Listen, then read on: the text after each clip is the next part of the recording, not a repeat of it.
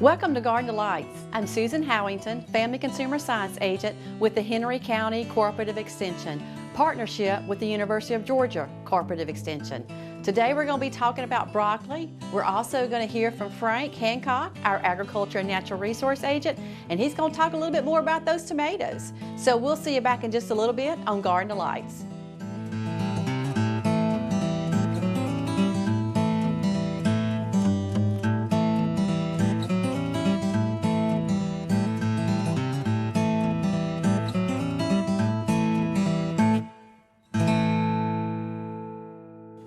Welcome back to Garden Delights. Today we're talking about broccoli, and you know I love broccoli. I can eat it any time of the year. But I will tell you that we're going to talk about what's so good about broccoli. Broccoli is very, very good for you. It is going to be low fat, cholesterol free, saturated fat free. Not only that, but you're going to be getting a lot of good fiber from this broccoli and good iron and potassium. So it is just loaded. And you know, sometimes they talk about broccoli being the powerhouse. Well, it is a very powerhouse as far as a vegetable goes. So make sure you include it in your diet. It is also very low in calories. It is about 31 calories, about a cup of raw broccoli. And so if you just took this and broke it up into pieces and got a cup, that's about 31 calories. Now, when you're looking for that broccoli in the grocery store, or if you're growing it in that garden, either way, you want to look for the head of the broccoli. You want to make sure the flower florets are very compact because that tells you the broccoli is at the stage it needs to be picked. You want to look for firm, good color. All that is included as far as selection. Same thing at the grocery store. You know, look at that broccoli. Make sure you see it really firm in the florets, and you want it to be firm because once it starts sprouting, the broccoli is going to be limp. It's not going to be tasty as if it's firm like what you're seeing right here.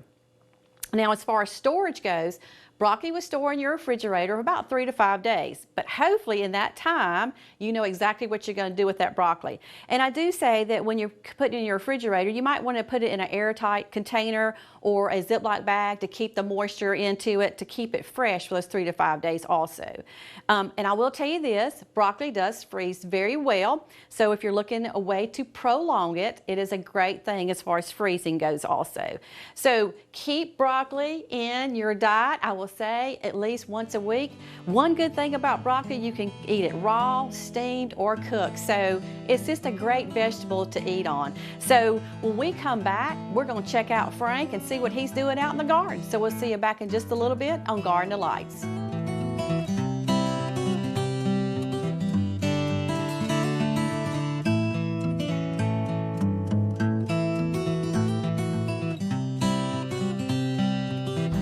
Okay, today I thought we would get a little update on how our tomatoes are doing. If you recall, I think a show or two ago we were planting tomatoes, and I thought we'd just take a look at how they're doing. We trying something a little different this year. We covered them up. We always are battling with stink bugs and leaf-footed bugs. And the leaf-footed bugs and the stink bugs are here because I saw 2 of each over here on our blackberries, and they hit the blackberries first. And we've got a few sunflowers planted here on the end of this corn to just give them something to go to try to keep them away from the tomatoes. But this year we decided to just cover the tomatoes up and just not let them have access to the tomatoes at all. And so what we're going to do here, I'm going to uncover this. The wind's blowing a little bit. If you recall, when we did this before, the wind was blowing a lot. So I think our cover is going to stay here. But I'm going to uncover this, and so we can open it up and take a look at the tomatoes and just see how we're coming along.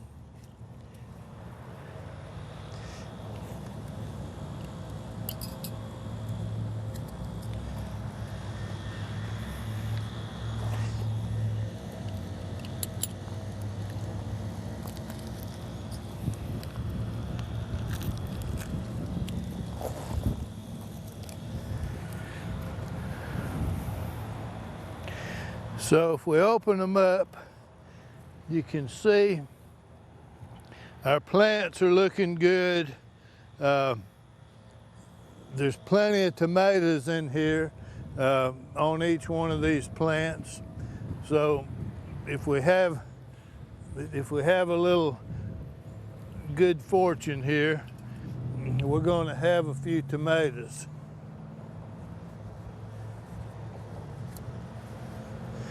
And they'll be along fairly shortly. If you know, our leaves are looking good. We'll water them. Our irrigation system is in here beside each tomato plant.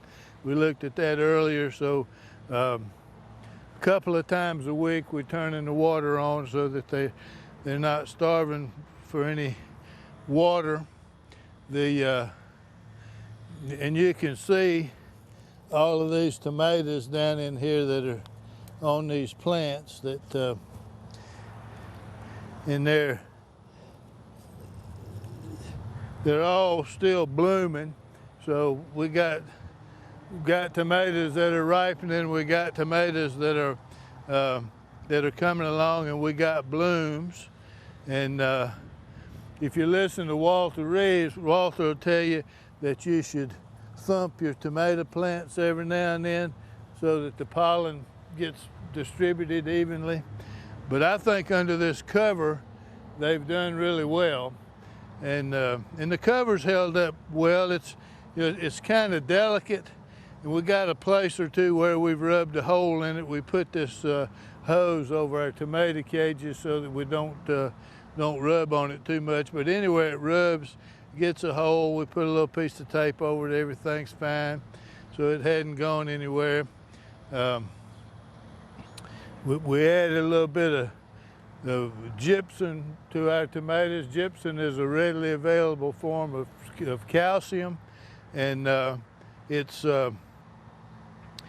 keeps you from having that early blossom end rot. A lot of times early in the season you get blossom end rot because the root system hadn't developed to bring enough calcium up to support the load of tomatoes that's on there. So we're looking forward to having no blossom end rot by adding the gypsum. And you know, gypsum is the same thing that they make sheetrock out of it, but I recommend you buy a little bag at the store. It doesn't take much. Just sprinkle a little bit on the ground. If you're going to get it out of the wall, I recommend you get it out from behind the dryer, somewhere where you won't be able to see it, and you can just cut your little piece of sheetrock and crumble it up. But my recommendation, though, is that you go get it at the store. So right now, we're not having any insect issues, no pollination issues. Everything seems to be going as planned. And so we'll be picking tomatoes here hopefully in a couple of weeks. They'll be ready to go. We've also got our sweet corn back over here. It's tasseling now. If you're growing some sweet corn, it's better to grow it in 4 or 5 rows, even if they're real short rows, than it is one long row, because corn gets pollinated by the wind, and so the more rows you have, the better pollination you get with the corn. So we planted, I think, about 4 rows here, and it's I think that's Silver Queen corn that we planted, and it's come up well. We've got some up in our community garden, and it's looking good too. The squash is coming in now, and so far we've stayed away from the squash vine borers, but we'll find out more about that as we go along. So that's just to give you a little bit of an update here on what's going on with these tomatoes. You know, we've talked in the past about what do you do if you get a disease on a tomato. And when you're growing a few like we're growing here, if I get one that I don't like the looks of it, I pull it up. And you can see an example of that right down here. That little tomato right down there is one that wasn't looking too good, so I pulled it up. Rather than try to figure out what to do about it, I got rid of it, and we planted another one right there. So it'll be coming along. I think what we're going to do now is go inside and see what Susan is fixing.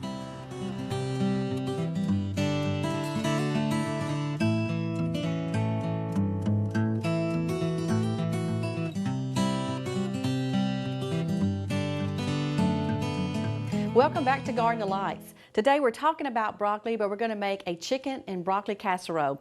Well, when I say casserole, that doesn't mean we have to put it in the oven. We're going to do a casserole right here on top of this oven, the stove top. So let's check this out, how easy it is. Oh, and it's going to be so tasty. So the first thing you're going to do for this recipe, which is a very simple recipe, it's not going to have a whole lot of ingredients, but the first thing we're going to do is we have about a medium-sized onion, and I have diced it up really nice, small size. This helps it, to me, cook a little bit faster. So I'm going to go ahead and put those in and get this kind of going, and I'll tell you a little bit more about what's in the recipe. All right, so I just happened to be cooking out, and I decided that I would just cook out my breast. So the recipe is going to call for about 2 cups of chicken, and so I cooked 2 chicken breasts, and that's about 2 cups. So if you're trying to figure out how much chicken you want, about 2 cups, that's about 2 breasts. And then you're also going to need about a 10-ounce bag of broccoli. It can either be fresh, steamed like I was talking about earlier, or you can have it frozen and then steam it, however you want to do it. And I use the broccoli florets because I just like those in a casserole. And then it's also going to tell you need about 1.5 cups to 2 cups of rice. So I have that ready. And then you're also going to add some cream of mushroom soup, and this is the low-fat, low-sodium cream of mushroom soup. And before it's all over with this casserole, you're going to add a little bit of cheese and a little bit of salt and pepper to taste. And it's that quick. So my onions are already starting to get cooking over here, and I smell them, and they smell really good. I think anytime you go out and you're listening to people, listening to something cooking, you're wondering what it is, and if it's onions, to me, it just smells so good. So all I want to do is just kind of get my onions kind of heated up. These are heating up really quick, and you just want to where they have a little bit of translucent look to them, and so that's what I'm trying to do right now. And then once this is about softened up a little bit, because you don't want them totally soft, you want a little bit of crunch, and you just want them heated up because we're going to add the other ingredients, and it's also going to cook a little bit longer. And onions to me just smell so, so good. All right, so I have these heating up really nice. And what I did also for this pan, I did spray it with a spray type. So if you want to, you could also use maybe a tablespoon of olive oil, but I did spray the pan to keep everything from sticking. So I'm gonna just spoon these diced onions around just a little bit more, and then I'm gonna start adding the other ingredients to it. So we talked about the chicken, and so I'm going to go ahead and add the chicken to it, and that's about your 2 cups. Oh, and now it even smells even better from a cooked out piece of chicken to that part of it. And then I'm going to go ahead and add the rice, and I kind of already cooked it, so I'm going to kind of move it around to make sure it gets going with the other. Add the other part of it.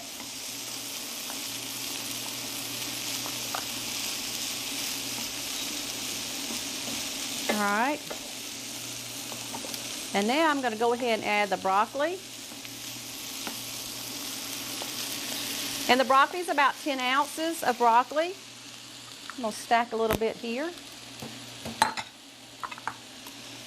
I'm going to stir this around.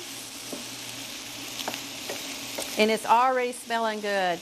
And I know I said casserole. A lot of times you think casserole, you're going to have to stick it in the oven, but this is a casserole that we're going to cook right here on top. So I'm going to get everything kind of toasted up a little bit.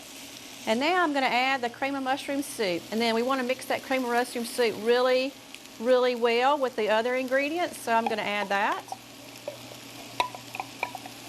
I'm going to make sure I get all of it though, because it'll really make it tasty. Should be good. And I'm just going to kind of mix it around. And notice I didn't add any water because I'm trying to keep it all confined. And I'm about to lose some of my onion, but I got it right back in there. And I do want to make sure it's mixed up really, really well, because the last ingredients is going to be a little salt and pepper, and also I'm going to add the cheese. And so when you're getting ready to serve this, you do want to make sure that you have it ready hot and then you're going to add your cheese, and then you want to be ready to serve it and eat it as soon as it's ready. So as you can see, it's not taking long at all to get this ready. So I'm going to just stir it around because I really want to make sure everything is blended in well.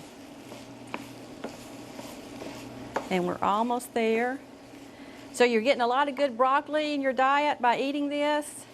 And this is really not a high-calorie meal at all. So it's really a good meal to eat. So isn't that just beautiful as far as, and I can tell you it smells really good. The chicken, the broccoli, all that, the onion smells really good. So what we're going to do now is I'm going to add just a little bit. And it's just a little bit of salt and pepper to flavor. And if you're watching your sodium, you know, you don't have to. You can even just add pepper to it. So that's another way to do it also. All right, so we have our broccoli in with this casserole. So we have a chicken and broccoli casserole right here on top. And is that not easy? And if you could smell it, you would say, I can't wait to eat it because it smells so good. So I'm going to go ahead and I'm going to toss it. And it's going to tell you about a cup of cheese to put on top.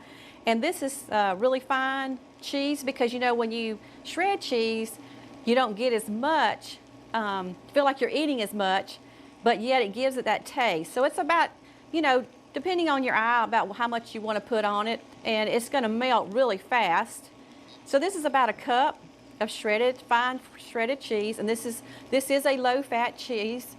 So I'm going to put it all on there, and that is it. How easy is that? So you've got a meal in seconds. So when we come back, Frank and I will be tasting this chicken and broccoli casserole. See you back in just a little bit.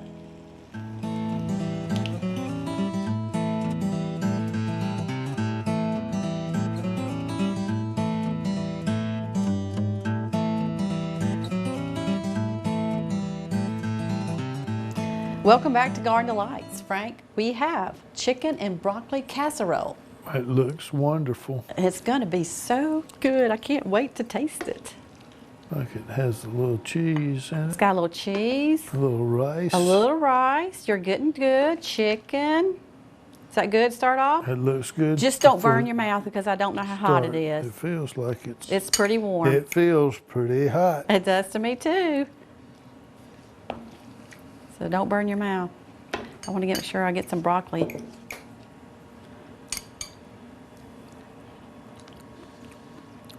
It's very warm, but it is tasty. I recommend you eat this slow. Mm-hmm. Me too. And we're getting a lot of good fiber in our diet today eating this broccoli.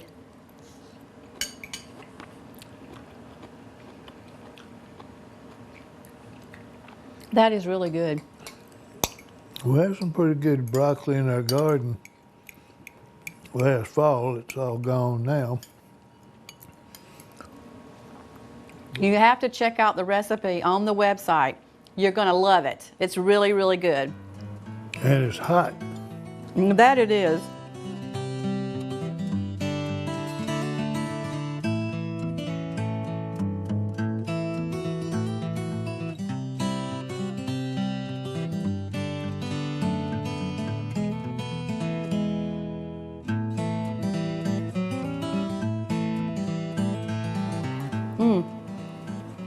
That is really good.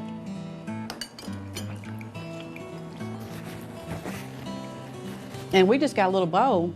We have a lot of food left for a lot of people to taste, don't we? Well, we have to be polite when you're on TV. Yes. But after that, we'll dig in. That sounds like a winner. Frank and I'll see you next time on Garden Delights.